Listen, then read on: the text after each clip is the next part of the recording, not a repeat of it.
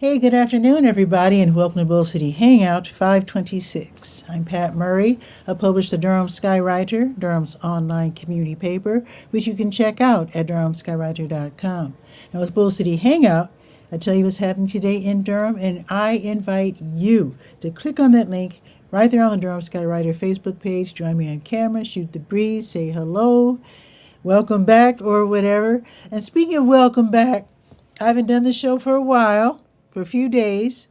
I was in Oklahoma for the very first time.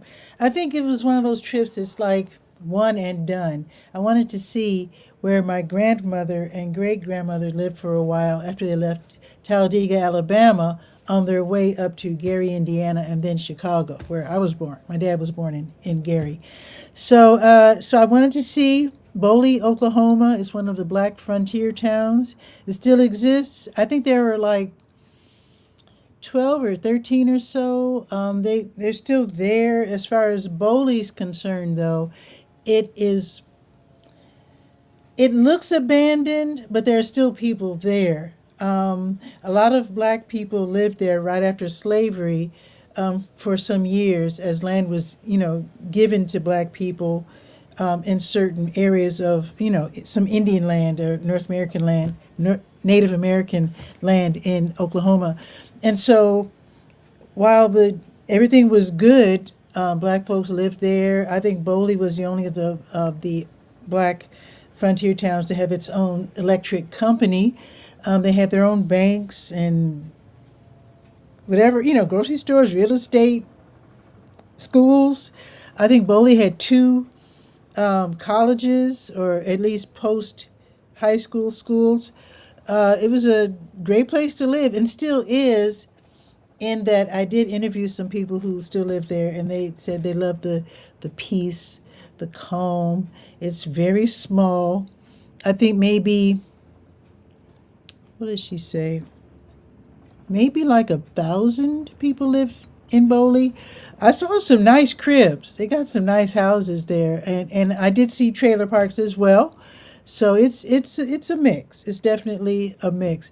Now the trailer parks weren't really in Boley though. I saw those in Shawnee. That's where I stayed in the hotel, because Boley right now they don't have a hotel anymore. They used to, but there's some guy, I didn't get a chance to meet him, but he built some tiny houses. They're adorable, and he's renting them out as what do you call those, Airbnbs.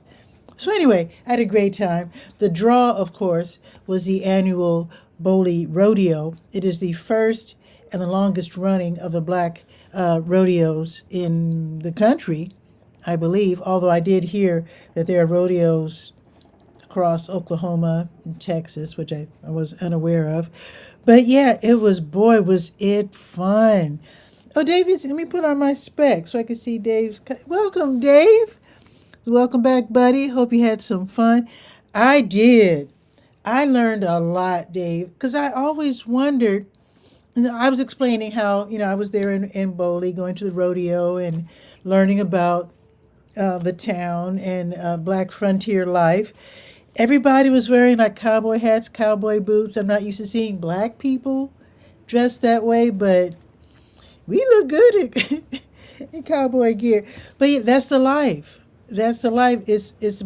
I mean, they had a rodeo with the ropes and the running around the barrels, and yeah, it was really exciting to see a whole different black world, or whole different world, period, because Oklahoma is not like anywhere I've ever been, and I haven't been to that many places, but I am from Chicago. I did go to school in rural Alabama, but they don't do the cowboy thing in Alabama. They have animals, but they don't wear the cowboy hats and the boots, and they don't have the rodeos and all this. It's more of a farming and tenant farming life, as opposed to ranching and farming. So it's a whole different thing. But I really had a great time. I also learned I couldn't figure out the black and Native American relationship, because the black towns are on what they called Indian land. Finally had it explained to me. So let's see. So we all have probably heard about the Trail of Tears, where I think it was half a dozen Native American tribes were forced out of the southeastern United States and walked to the what I would call the Midwest. Maybe it's called the Southwest, Midwest. Anyway, Oklahoma areas. Because when you go down the highways, you see signs, entering uh, Pack and Fox Nation, leaving Pack and Fox Nation, entering Muskogee Creek Nation, and it's all the different. It's really interesting. But anyway, so even though we've all heard that the six tribes were walked, and many of them died. That's why it's called the Trail of Tears. It's rough to walk from the southeastern United States to Oklahoma. I don't even know how anybody did that. Anyway, what they didn't point out is that black people made that walk too, because some of these Native American tribes enslaved black people too. So black folks, along with the people who were forced to march to Oklahoma, black folks were with them because they were the enslaved people. And then emancipation happened, the slaves were freed, and the American government gave the Creek Nation and other Native American tribes land. Each person got a certain acreage. And because black people were there, newly, freed, they were given land too, because they were part of the Creek Nation, at least in that area of Boley. And that makes sense because I'm American, because my folks were enslaved in America. So we were freed, so I'm American. So they were part of the Creek Nation because that's their nation. And so that's how black people got land in certain areas in Oklahoma, and they made cities, black towns. And I thought, mistakenly, of course, that it was like a black paradise because, after all, black people were free and had their own land. No, it's not like we had the run of the place. They did have, and they did have, what do they call those? Sundown towns where after dark, black folks just couldn't be there. They would definitely be in big trouble. And there were some towns that simply did not allow black people in for shopping, for school, for anything. So when you're left on your own, of course, you create your own. So, like I said, black folks had banks.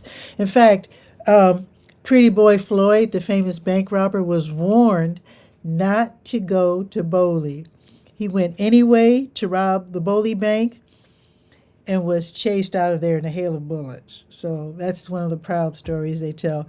But anyway, I had a great time. Went to the rodeo. I'm going to post some videos in the Durham Skywriter, probably, I don't know what page they would fit. I'll find somewhere in the Skywriter to post, and I'll probably make an actual, I'll put everything together as a little video, put it on the Durham Skywriter YouTube channel. So anyway, Oh, good question, Dave. Wow. Interesting as heck. Were your ancestors part of the enslaved who got parcels, or were they thereafter? So, yeah, afterwards, because what happened was my folks on my dad's side were from Alabama. Originally, somebody started in Cuba, was a gun runner, and landed in Alabama or sold guns, whatever they did, set up shop or whatever. And so my folks are from rural Alabama, Talladega County. And so after slavery, of course, black folks, a lot of black folks stayed. Some became landowners. Some were tenant farmers. That's what they call them here in North Carolina. I grew up hearing the term sharecroppers. A lot of them were sharecroppers. My folks were, I'm not sure what they were. I know my great-grandmother put on a long dress and became a teacher. I think she lived as an adult since age 15 as a teacher. And I know she and my grandmother, I'm talking about my dad's folks, so they took a train, because back then You could take a train to Oklahoma, and they ended up in Boley. I don't know all the history after that. I don't. I just know they ended up in Gary, Indiana by 1926, as my dad was born in 19. I mean by 1924, because my dad was born in 1925 in Gary, Indiana, and then brought up in Chicago, and that's where I was born. So yeah, so we don't own any land in Oklahoma, but I did meet a lot of people because hey, William M. Andrews is here saying good afternoon from Durham, North Carolina. Yeah, I'm back from Oklahoma. William had a great time. And he said, of course, it's a beautiful day in the Bull City. Being welcomed by Dave, Mr. Will, fist bump, of course. I love when you do this. It's so funny. Pointing out it is 12:12. You love to do that. And I love when you do that. That's cool. 12:12. It's good to notice things like that. It is 12:12 p.m. Malachi is here as well saying, hi, everyone. Hey, Malachi. Yeah, I was just talking about my trip to Oklahoma. And let me make sure that I finished answering Dave's question. Oh, yeah. So my folks came from Alabama on their way up to Chicago area. They were in Boley, Oklahoma for a while. I don't know what they did in Boley. I can only assume that my great grandmother resumed her teaching career in Boley. They did have their own school for kids. They no longer do. Now the kids go to school in a neighboring town because the population has really dropped. Scopey's here. Man. Okay, wait a minute. Dave said, my fist is going to get tired. Fist bump, Malachi. We're also so pleasant and nice. And Scopey's here saying, Scopey is here. Scopey, I wonder if I'm going to see you this evening. I think I'm going to try to make it to the community dinner at Elizabeth Street, UMC, hopefully. We'll see, because I'm trying to hit the ground running. I just got back from Oklahoma, and I know I have a lot of work to do here. But if I can free myself for, speaking of freedom, for a few minutes, I might run over there for the community dinner. Yeah, so I was just explaining my fun trip. And Malcolm's wondering, when can we go out to lunch? I do not know, but we'll have to talk about it. And Dave is saying, Scopey, his fist is going to get tired for real. Right. Oh, so Scopey is going, okay, I will be there. Asian food theme. Yes, it is Asian, Asian/Pacific American Heritage Month. Yes, and they will be celebrating with some really good Asian food. I'm just saying. So I hope to go. So actually what I'm going to do, I tried to update the Skywriter before I left. So let me see if things are even on point here. But I will point out that with it being, it doesn't feel like Tuesday, but it is. So the Durham County Libraries are open until 8. Bragtown closes at 6. They reopen tomorrow at 9:30, and then Bragtown reopens tomorrow at 10. And David's saying, sounds yummy, buddy. Indeed. Some good Asian food, that's right. I tell you, in Oklahoma, they sure like meat. I mean, you see cows everywhere and barbecue everywhere. They really like their meat in Oklahoma. And like I don't know if you heard the beginning of the show, but I'm not used to seeing black folks in cowboy boots and cowboy hats, but we look good. And it was fun to see. And I don't mean like they were trying to be cool, or it's the cowboy life. I mean, it's a whole different world. It's just different. I really loved it there. I really had a good time. So let me continue. I just want to make sure that I just want everybody to know what a good time I had. I really did. It's one of those trips where even though I did go there, I did want to see if my grandmother and great-grandmother left a trace, or if there was some kind of school records or whatever. I didn't see any trace of my folks, sadly, but I did feel a thrill in walking down the street knowing that 100 years ago, a little bit more than 100 years ago, they probably walked in the same steps that I was walking. So that's always exciting when you're able to do that. Oh, good point, Dave. After the events rundown and whatnot, let us know if you got any cool souvenirs. Oh, I'm wearing my shirt. Okay, wait a minute. Yeah, Dave, I mean, you know what? I was chasing something from 100 years ago, just knowing they were there, and I mean, I had no idea what street they lived on or anything like that. Didn't see them in the census. Still looking. See, my great grandmother got married more than once, and I didn't know what name to go by. I didn't have luck with that. And then my grandmother, I wasn't sure if she was an adult yet when they moved to Boulder. Like I said, my dad was born in 1925. So again, I don't know when they left Alabama. I don't know if she was a teen or if she was able to work in Boley. I don't know. But let me show off my shirt though. Okay, so here's my shirt. Kaboom. Boley. It says Boley, Oklahoma, US 62. That's the highway. Historic places. Boley Rodeo. Historic oldest black rodeo in the nation. So it's the oldest and the most current running. This is the 123rd annual rodeo. Oh, I have some more shirts. Okay, wait. One sec. Okay. Oh, and I got magnets too, of course. Gotta get magnets. Okay, wait a minute. Where's my magnet? Oh. Okay, here we go. Okay. Okay, here's my shirts. Okay, here we go. Okay. All right. So I got a shirt, another shirt. This is a really hip shirt. It says Boley Rodeo. Look at that, huh? Is that cool or what? And it says, established 1903, honoring the legacy. And if you've never seen Black Cowboys, I wouldn't be surprised because I hadn't either. Except I've seen a couple of movies with Black Cowboys, but this is like the real thing.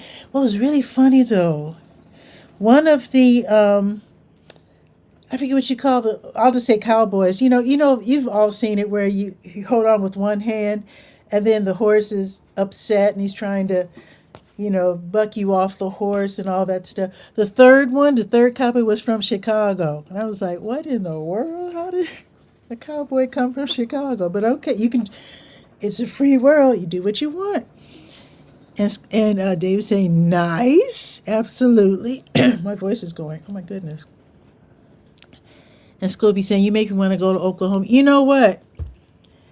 I really enjoyed it. I stayed in Shawnee, Oklahoma, which is a bigger town with the usual stores. They even had a Trader Joe's. And I was like, oh, okay. But yeah, I stayed in Shawnee.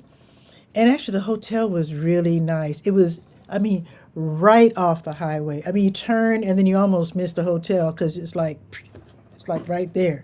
So, and there's a Walmart like a couple blocks away. So I did fine in that area in terms of getting little snacks, filling up the rental. Oh, the rental car was a dream because, I only drive old cars. I've never paid more than $1,800 for a car. So you can imagine what I've been driving. But yeah, driving I guess, I don't know, 26 or 25, what was it called? A Mazda CT30. Driving a modern car is a dream. But anyway, can't afford one, but it's all good. And David's saying, I love a good shirt. Been there, done that, and got a shirt. That's right. Let me show you my other shirt. Okay, so that's the Boley Rodeo. Okay, so you saw that. And put that over here. And then, of course, I had to get a shirt from Shawnee. Okay. Shawnee. There you go. And I didn't get an Oklahoma University shirt because I didn't want to spend all my money on shirts, But still, I saw the shirts. And this is Okfuski Outfitters, and that was a store outfitting our county since day one. And Okfuski is the name of the county. So it's Okfuski County because it's Creek, what's it called? Wait. Muskogee Creek Nation. Okfuski County. Oh, and then I was given a T-shirt. Um, I was hanging out. There are these ladies where the parade was because they had a parade. They were registering people to vote, and so they gave me this shirt. And it's "This machine registers voters." There you go, and it's the state of Oklahoma. And they said this part right here, this line, that's called the Panhandle, and you might recognize the beginnings of the shape of Texas because it's right over Texas. So and they said it's a whole different. It's like desert, it's like dry. It's a whole different thing. Where I was, it was very lush and green. To my surprise, let me show you my little magnets. So whenever I'm in an airport, I try to get a magnet. So I got a Texas, believe it or not, I got a Texas magnet. So because I had to switch flights, so I flew from Raleigh, Durham to Dallas, Fort Worth. I think that's where it was. Yeah, Dallas, Fort Worth. And this is everything is bigger in Texas, of course, because that's what they always brag. So there you go. And then, of course, I flew from Dallas Fort Worth, a quick flight into Oklahoma, and I have an Oklahoma magnet. So there you go. That's my Oklahoma magnet. OKC, Oklahoma City. There you go. And I think I got some postcards, mostly to send to my great nephews because they're 5. And I want them to be able to get, to enjoy wherever I go. And of course, I want to also send postcards from Durham. I want them to be aware that, because little kids don't get mail anymore like back in the day. The grandparents used to always send mail. When I was a kid, we used to always get like little cards and little. People probably don't do that anymore. But I want the boys, I want Liam and Ethan to get mail and to see their name on envelopes and postcards and to read the words and look at the pictures and all that stuff. So I did get a bunch of postcards and I'll be mailing those out probably starting today so they can see. I already sent them footage of a little cowboy in the rodeo riding I think it was a sheep. Because I think what they do with the little tiny kids, they don't want them to, I guess, ride horses because they're too big. So they drape these kids across the sheep and they hang on to the curly hair of the sheep. And then the sheep runs around and the kids like hanging on for dear life. It's adorable. I'll be sure to post that so you can see that. So, and what's Dave said? Auntie Pitty Pat doing work. That's right, Dave. Shoot. Absolutely. Got to think of the others, especially the little ones, the dinkies. Will I ever do Bull City Hangout? Let's see. I am just talking your ears. Let me move my keyboard out the way. I think what I'm going to do, I'm just going to hop on over to the Let's Go page. And because I know that I updated the Skywriter before I left. But, let me just check Durham Tech real quick. There might be a class or two that budding entrepreneurs might want to take. So let me make sure. I don't want to skip everything. Let's see. So today is I do. Okay, so I did do this week. Okay. So there are a couple of classes today for budding entrepreneurs. They're on Zoom. They're totally free. These are one-off classes. Cash flow fundamentals, understanding where your money is going. That's from 6 until 7:30. I know where my money went. I'll be paying for this trip for a while, but it was worth it. Here's another class, Master Smartphone Video Editing. Oh, it's a good one. That's going to be from 6:30 until 8:30. Okay, and then tomorrow at 3, there's going to be a class, Creating a Nonprofit, Part 3 of 5, Nuts and Bolts of Grant Writing. Knowing how to write a grant, even if you're not running a nonprofit, I think it's really important because even as an individual, And I know Scopy, I know you're running a nonprofit. Um, Even if you're, like I said, like an entrepreneur, these classes are for entrepreneurs. It's good to know how to write a grant because even as an individual, you can get a grant. I got a grant when I was young, thinking that I was going to be a songwriter. Um, I got a grant to go to Los Angeles to a songwriters convention, and it was really fun. It was really fun. I wrote the I wrote the grant. I found out about. I don't know how I found out about it. This was years ago, and I was in my 20s, and I'm 70 now. I don't remember much about it, but I did go to LA totally for free, hotel, flight, everything. There are so many grants out there, different types of grants for just about everything in life. So knowing how to write a grant, I highly recommend. So I would suggest that everybody go to this class, the nuts and bolts of grant writing, just so you know what it's all about. Because once you learn what is necessary for writing a grant, just like I said, the basics, then you can take it from there and you'll be surprised. You will be surprised. There's money out. People are just waving money around, just hoping somebody will write the right grant and get all that money. I'm just saying. I'm just saying. Okay. Now, let me check SCORE real quick. Let me see if SCORE has anything going on. SCORE is the Service Corps of Retired Executives, by the way. Also for budding entrepreneurs who want to learn how to run their business. Let's see, today's the 26th. Let's see. I'm so glad I updated this before I left. There's no class today, though. Oh, but tomorrow there's a class. Okay, this will be online, starting a non-profit. That will be tomorrow at noon. So I won't be announcing this one tomorrow because it starts at noon. So go ahead and register for the Zoom link when you have the chance if you want to attend that class. And now I'm just going to zip. I took up so much of your time. I'm just going to go right to the Let's Go calendar of events page. And then tomorrow I'll have things probably under control more, and I'll be able to visit the other pages like I usually do. So let's see. Today's the 26th. You know what? There is a job fair going on right now until 2 o'clock. Now, we've all seen the hardworking Amazon delivery drivers. They're looking to hire more. So SOAR Logistics, they hire the local Amazon delivery drivers.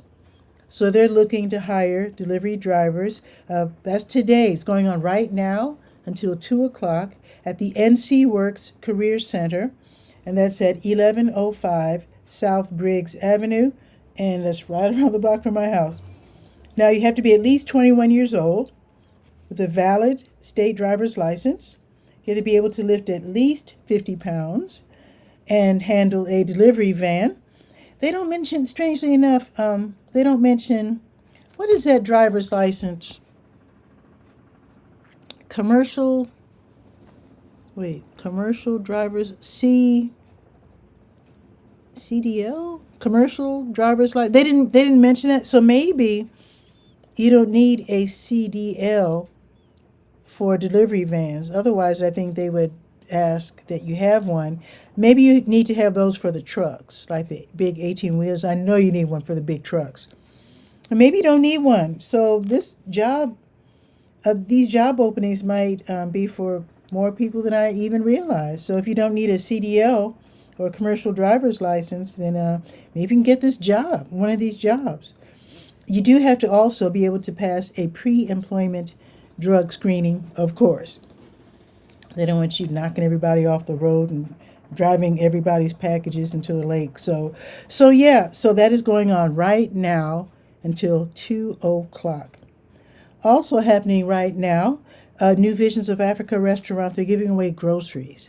They started 1 minute ago, so they'll be out there being 1306 Fayetteville Street.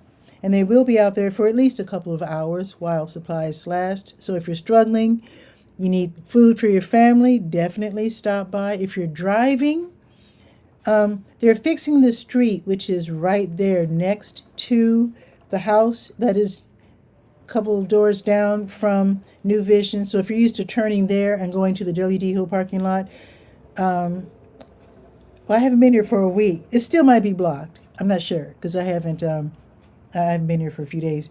But I would suggest, if it is blocked, that you drive down to Stanford or Warren Library and turn west onto Umstead, and then go around that way and park in the WD Hill parking lot. Of course, if you're on the bus, it's the 5 or the 5K bus.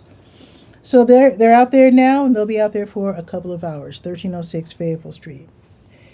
Now, if you're a Christian faith leader, you've got about a half hour to get over to Chubby's Tacos. If you want to join in the pastor's lunch, this is where Christian faith leaders get together. They have lunch at Chubby's Tacos, 4711 Hope Valley Road in the Woodcroft Shopping Center. This is hosted by the Tri-West Network, but of course you pay for your own lunch. But basically they talk about, leading their congregations and I guess the business and whatever it takes to run a good church.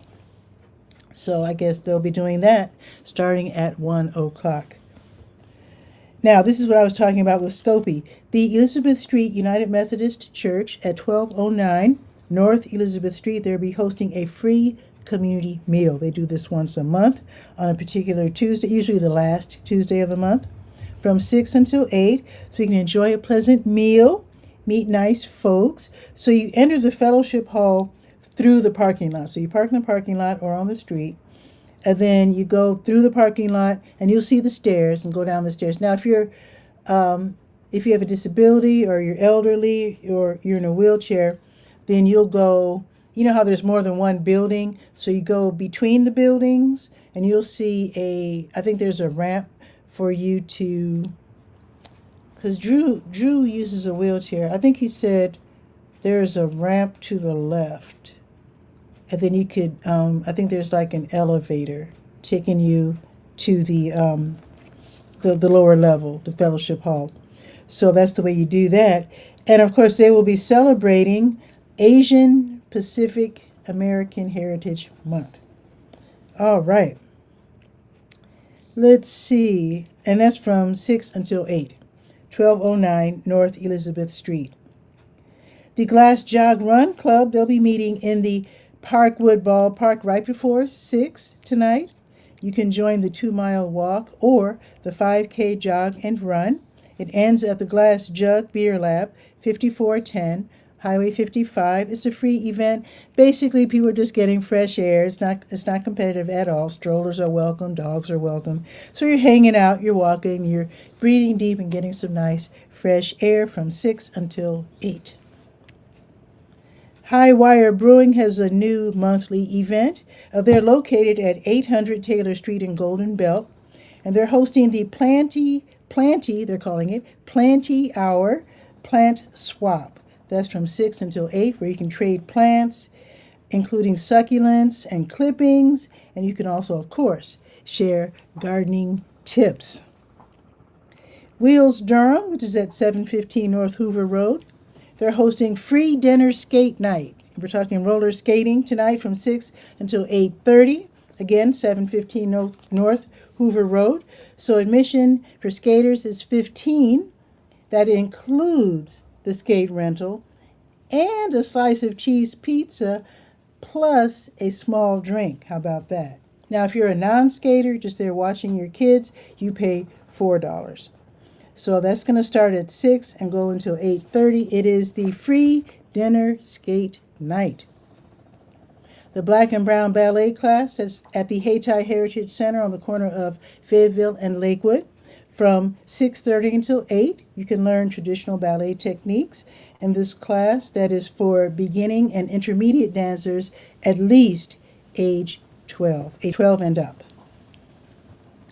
High-strung violins and guitars, they host the Irish Learning Jam, not at the store, which is on Markham, but at Blacknell Memorial Presbyterian Church, which is at 1902 Perry Street in the community room. It's free. Near beginners are welcome, and ideally you are comfortable playing in the keys of G, D, and A major and E minor. If you play guitar, those are the easy the easy keys with the fewest sharps and flats.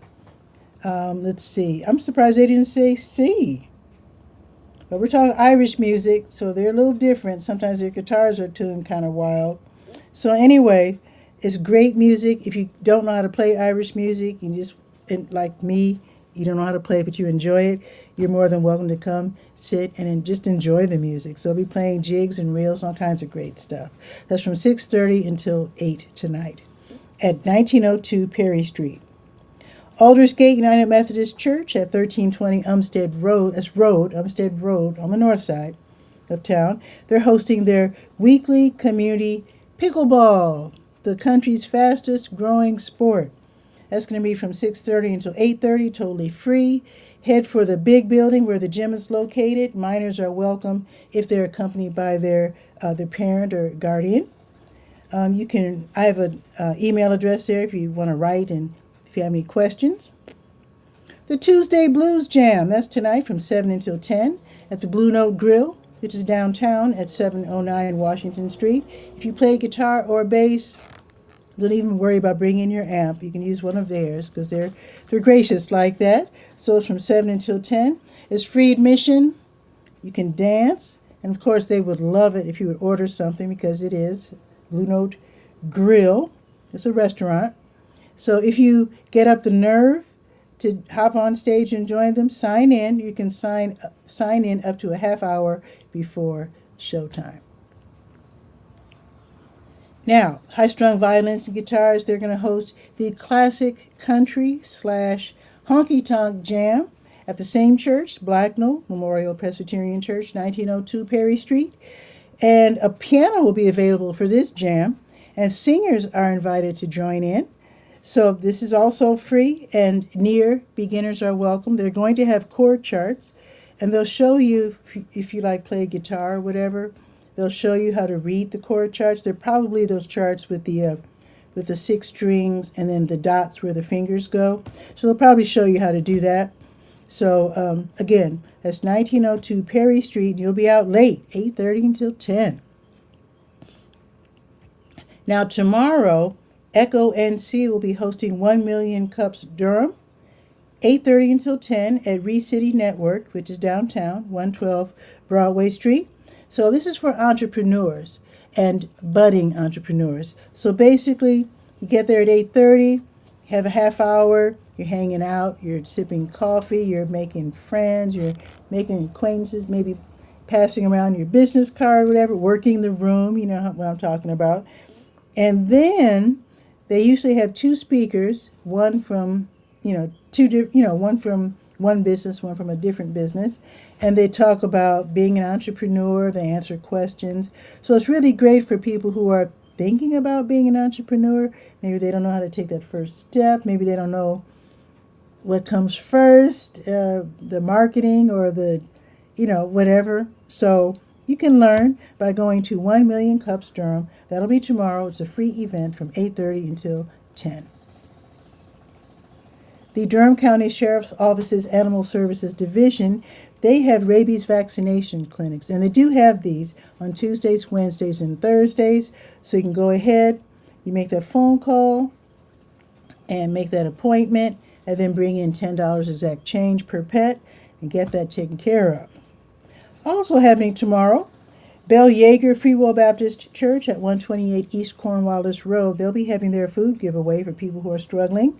That'll be from 10 until noon. Line up early. Catholic Charities, they run the Durham Community Food Pantry in the Lakewood Shopping Center, 2020 Chapel Hill Road.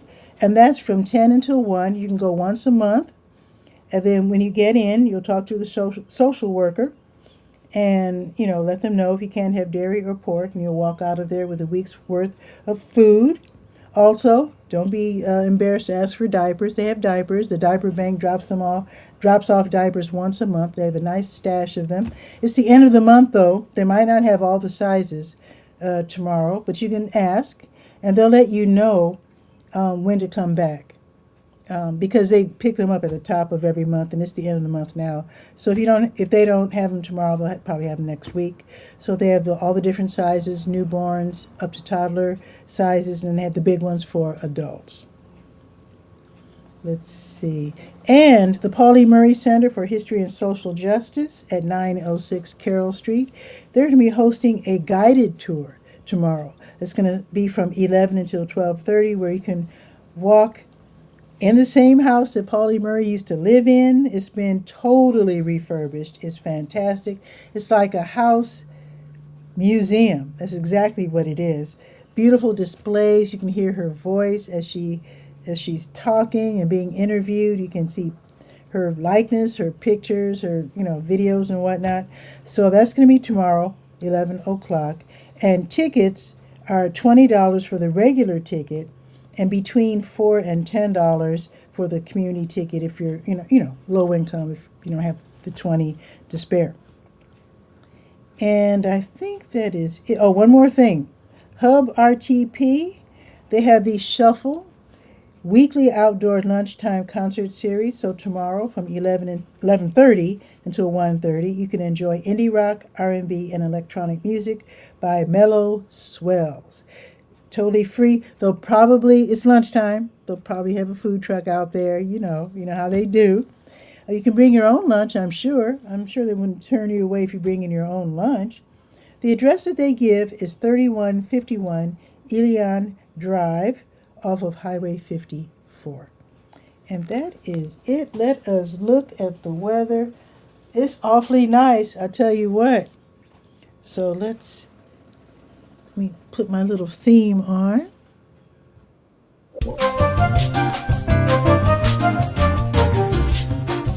Okay, it jumped up 2 degrees in 1 hour. Okay, it is 82 degrees right now.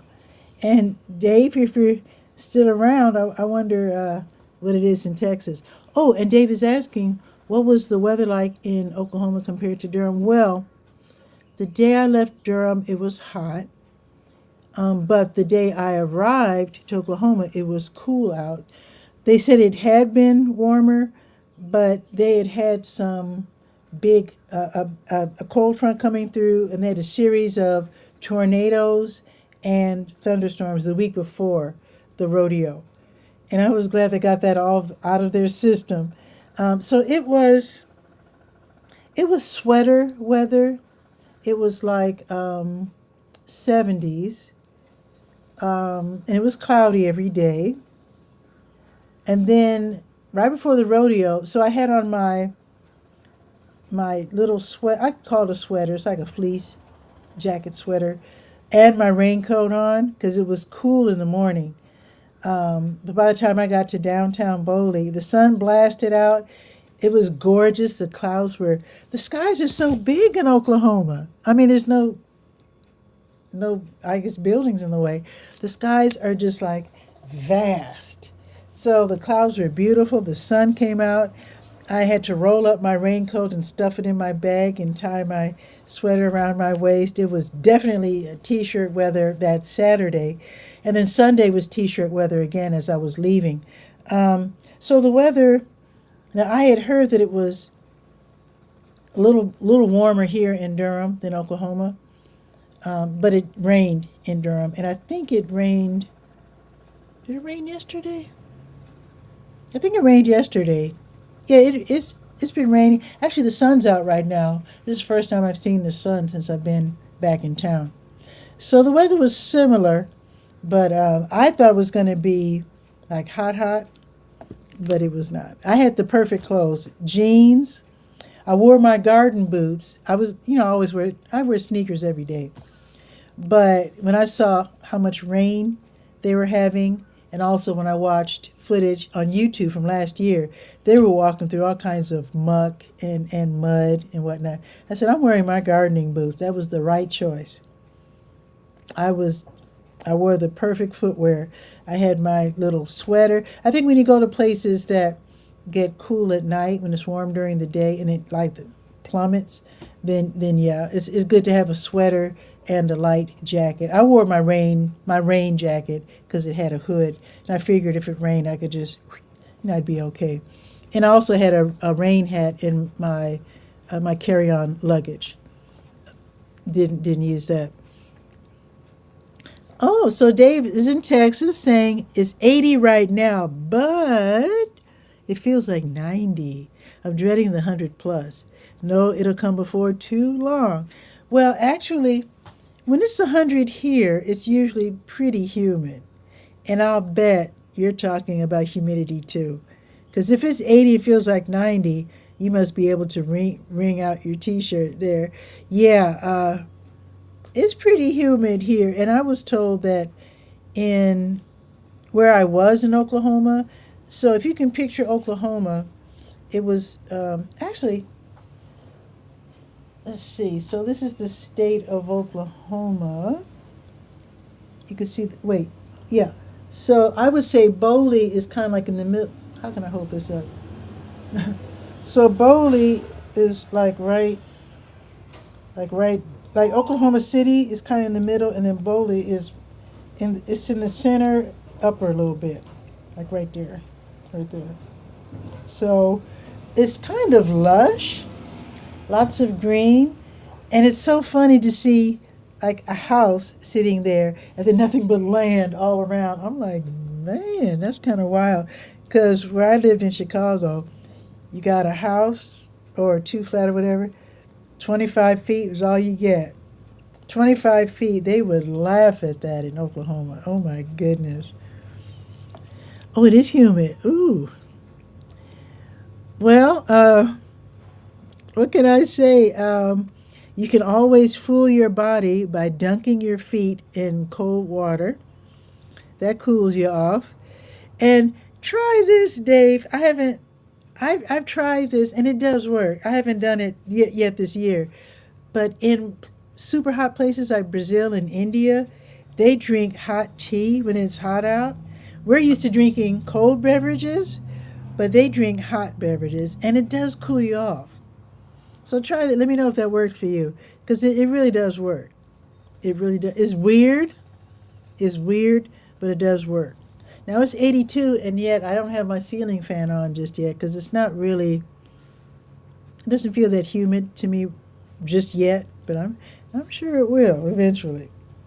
So it's 82 right now. It is cloudy. The sun was out a second ago, but it's fighting its way out. But it is cloudy ish. Oh, the sun's out now. It must be listening. It's going up to 85. Ooh, thunderstorms expected around 5 p.m. I didn't see that. Wind gusts up to 13. Of course, Chicagoans laugh at 13. It's like, 13? That's just a breeze. But anyway, but yeah, thunderstorms expected around 5. So I needed to do some grocery shopping. So I think I better do that, in a few minutes because I hate getting wet and I certainly don't like driving in thunderstorms. So it says 70% chance of thunderstorms, so it's definitely going to happen. Now tomorrow it's going up to 85 also. 80% chance of thunderstorms tomorrow. Whoa. And then Thursday, 85 degrees. This is great. 60% chance of rain. Now Friday, 80 and cloudy. Saturday, 77 and cloudy. And then Sunday, 79 and sunny. Looking ahead to next week, rain every day. So, yeah. Yeah, we're having interesting weather right now. I think summer is definitely on its way. It'll be here before you know it. So thank you for welcoming me back because even though I did have a great time, it's always good to come back home. Even if you're having the time of your life wherever, it's always great to come back home and say hi to your friends and fam, etc., etc. So I had a great time in Oklahoma. I really did. I wouldn't mind going back. It's just that it's quite expensive because 15. I probably spent about 1,500 because the flight you can round it off to 500. Hotel. Now I didn't. Now I was there Wednesday through Sunday. I struck out so quick when came to finding research on my family, that I'm not going to say I wasted 2 days, but I could say that the next time I go to Oklahoma, I won't have to, I'll know better than to, stay in a hotel for longer than a couple of days. So knowing that, next time I go, if I do go again, I know that I won't be spending $500 like I did, this week. Ideally, I could fly in on a Friday, go to the rodeo, then go back home the following day, and only spend like 300. So there's that. Then of course renting a car, that was like 500. It was a dream though. It was worth it. Boy, I like those chubby new cars. Like I said, it was a Mazda CT30, and the speed limits.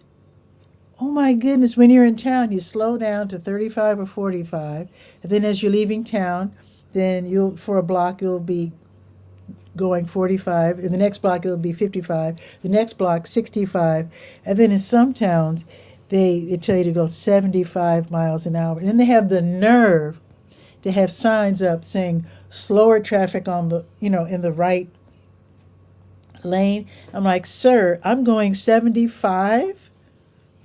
That's slower. Okay, I hugged that right hand lane though, I tell you what. And I did eventually get comfortable enough to pass people who are going slower than the speed limit, pass them on the left, and then get back over to the right. It was nice having lights that automatically came on. The windshield wipers in the front and back worked automatically. It's just a whole sensation driving a modern car. I really, really enjoyed it. See, Dave was saying the same thing. Last time I rented a car, it was astonishing, all the tech and whatnot. That's exactly what I'm saying. It was amazing. You never have to turn on the lights. I guess if I wanted to put on the brights, I could have. But what I did, the one time I had to drive at night was coming back to the hotel in Shawnee at night, Saturday night after the rodeo. But I made sure that I scooted up ahead so that I could always be behind someone, because what scared me was that, like West Virginia, they don't have lights on their highway, so you're in the dark. And of course they have plenty of they have the white paint guiding you, but when you're not familiar with the terrain, it's nerve-wracking to go so fast. I don't know if I've ever driven 75. I know I've gone 65, because when you're going to Charlotte, you're going 65. I think when you're going to Raleigh, I think you can go 65 or 60. But 75?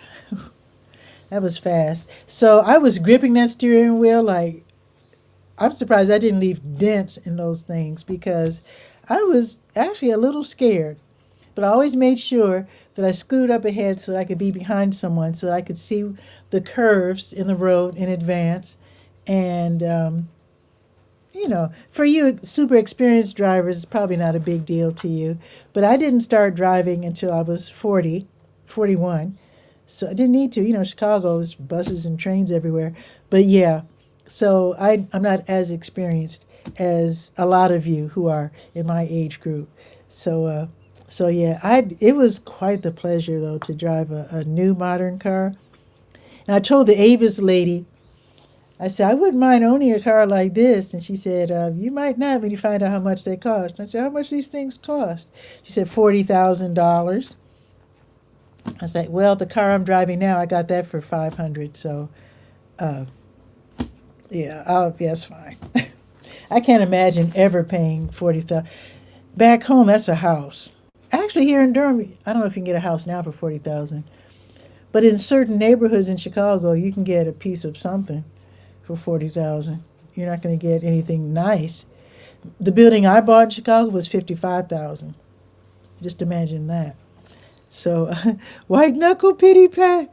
I don't know. Beige, but I was hugging that steering wheel, 10 and 2, like an old lady. Oh yes, sir. I'd rather have 80 Oh, Accord. Is that Honda Accord? Yeah, I have. What am I driving? I am driving a 1997 Honda. It is an Accord, I think. Accord. Yeah, it's sitting right there. Um, yeah, and I really love it. The speedometer doesn't work. The odometer's broken. Um, it's got, a couple of dents in it, and the paint is peeling on the hood. But I love that car. And my mechanic said, as long as I keep the oil changed, it'll just keep running. He says people nowadays are looking for cars like mine because they're fuel efficient, they run nicely, and I guess the computer is less. I guess it has a computer, is less fancy than these modern cars with all the doodads and all those special things. Although, like I said, they're a pleasure to experience, but I wouldn't want to pay for them being repaired because I can imagine fixing a new car would probably cost a lot. I can imagine. So, with that, I've talked to you for about an hour. I should let you go. I'm going to hit the grocery store. I'm going to do an inventory of what I have left here in my refrigerator, in my cupboard, and I'm going to do a little shopping and get that done before it starts storming out. Because one thing I did do, if you ever go on vacation, and I know summer's coming, I highly suggest, if you're going to be gone for a little while, and you already know that it's going to be stormy here in North Carolina, unplug your stuff. I totally unplugged my computer. I didn't just turn it off. I unplugged it from the entire wall because when I first moved here to Durham, the computer that I had before this one got struck by lightning. Not literally, but what I mean is I was at the house that my aunt used to live in, and there was a huge lightning bolt. I mean, it felt like it was right next to the house. And I was terrified. And then I ran downstairs and made sure my aunt was okay. And I came back upstairs and I smelled like an electrical fire. My computer had been zapped. Yeah. Got it fixed. There's a genius guy on Highway 15501. There's a computer place there. He fixed it. But you don't want that to happen with your computer. So if you're going to be out of town for a little bit while you're on vacation, if you're not taking it with you, totally unplug it. Thanks, Dave. Dave is saying, have a great day, buddy. Thank you. Fist bump. Thank you, Dave. And enjoy that humid weather. You know what a lot of people do, they get those hand towels and wet them and drape them over their heads and necks and whatnot. Another thing, Dave, let me show you real quick. I have one of these. Wait, those are my headphones. Wait a minute. You've probably seen these. Have you seen these? This is a fan. You drape it around your neck. And Bluetooth, not Bluetooth, what's the word? USB-C charging. And it has, I don't know if it's charged. Let me see. I'm sure you can probably hear that. It's kind of quiet. And then you move it up as you push the button. Let me see. I'm sure you can hear that. Woo, heavy duty. That does beautiful work in cooling you off, especially if you have a moist towel around your neck. That cools you off real fast. These range between, I've seen these between $10 and $50. I think I paid $25 for this one. And they make them also where they can heat you up as well. I never have that problem in the summertime. So yeah, you might want to check out, getting one of these because it'll cool you off in a quick minute. I've been out DJing in like 100-degree temperature with that around my neck, and it really helps when you have outdoor gigs or outdoor work. Serious. So anyway, thank you, Dave. Who else was here? Scopy was here. Malachi was here. William was here. So thank everybody for being here. And for those of you who are watching the replay, thank you for watching the replay. And Dave say, thanks for the tips, buddy. I'm going to need them soon. And really soon, Dave, because it's almost summer, Every year I post of dealing with the heat tips because not everybody has I don't know if you have air conditioning. I don't, and my car doesn't.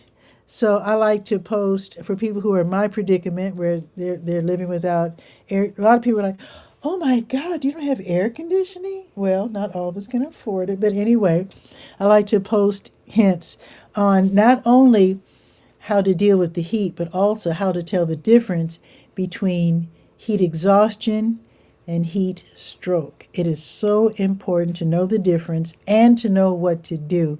So somebody might fall out in front of your house, or you might be out at a festival or downtown or fairgrounds or somewhere, and somebody fall out, and you'll be the one knowing what to do. You can literally save their life.